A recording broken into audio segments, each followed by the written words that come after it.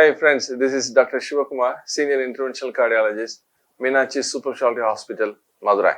With me, Dr. Balbir, Chairman, Max Group of Hospitals and Senior Interventional Cardiologist as well as electrophysiologist, who has traveled me all the way from Bangalore to do a workshop on orbital atherectomy.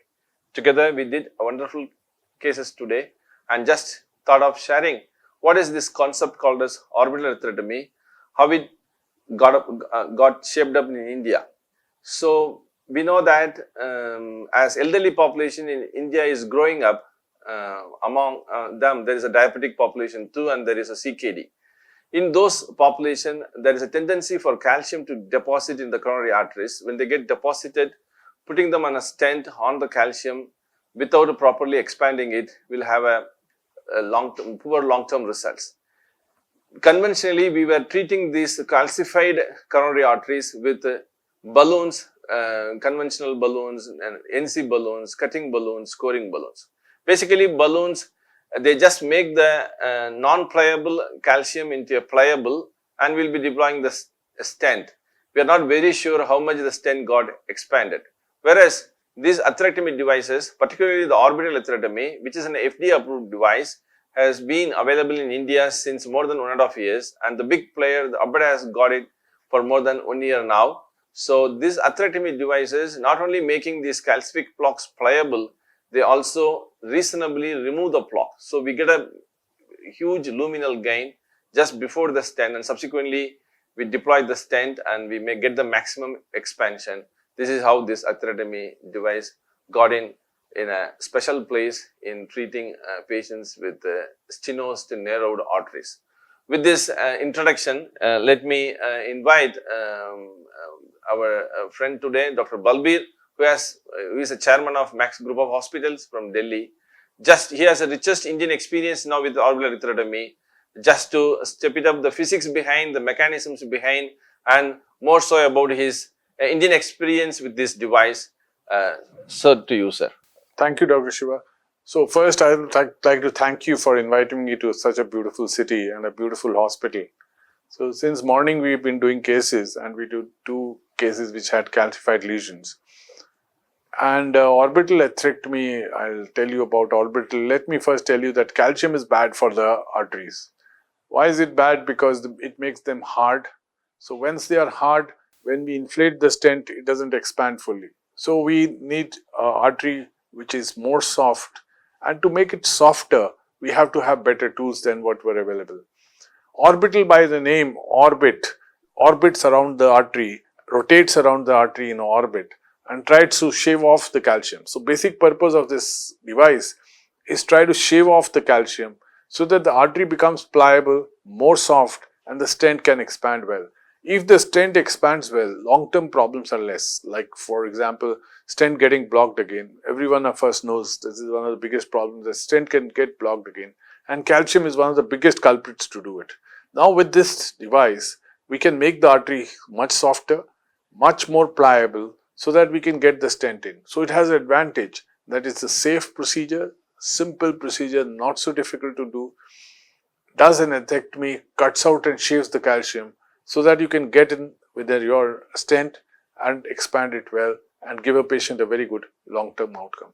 So this is what I think in a basic nutshell what orbital atherectomy does. Fantastic, Dr. Balbir, sir. And earlier we were having a rotational atherectomy.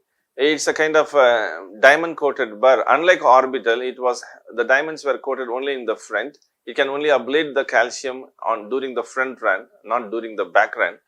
So it was kind of a drilling device. The sizes of the burrs were available ranging from 1.25 to 2.05 plus. We need to upgrade the guide catheters, inviting more complications, all kind of stuff.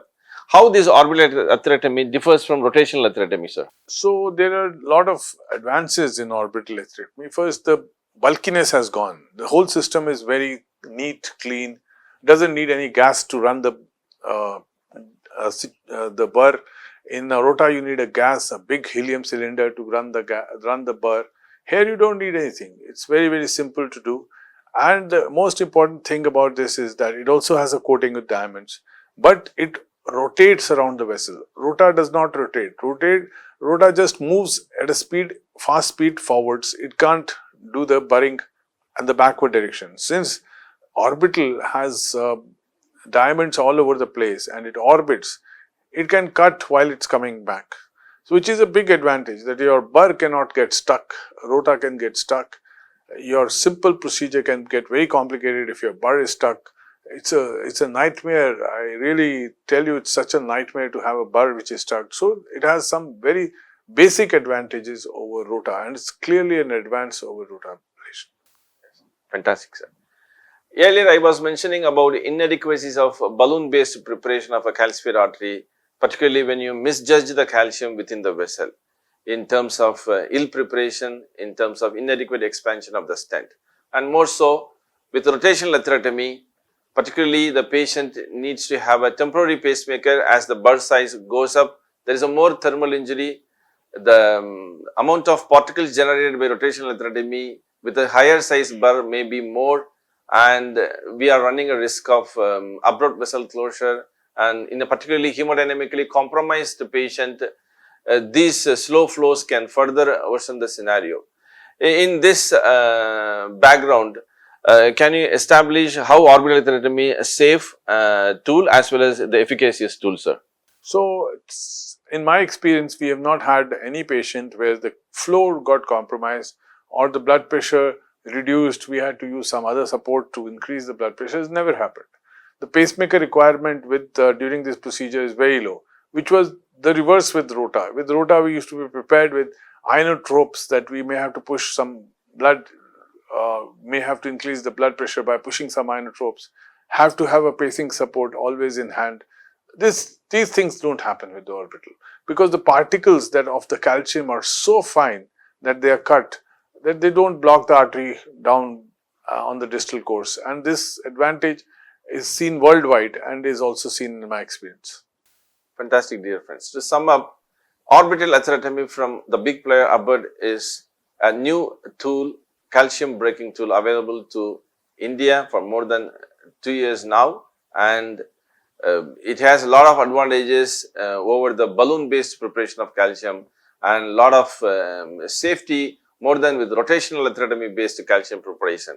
And with this sum up from my side, I'll just ask Dr. Balbir to come up with the richest Indian experience which he has to enlighten us how the Indian patients responds to this OAD device against the Western population. Right. So I think the Indian patients need it much more than the Western population. We have very high incidence of diabetes. We have much higher calcific disease than the seen in the West. Our need for this device will be much more. We have lesions which are so tight that cannot be crossed with the balloon. So all these make it a very, very attractive agent, and with an FDA approval, with device having been used in multiple millions of patients already, and with some good Indian experience, I think we have a much brighter future in interventional cardiology with these new developments that are happening. Thank you, one and all, dear friends, for having connected with us today. Thank you, one and all.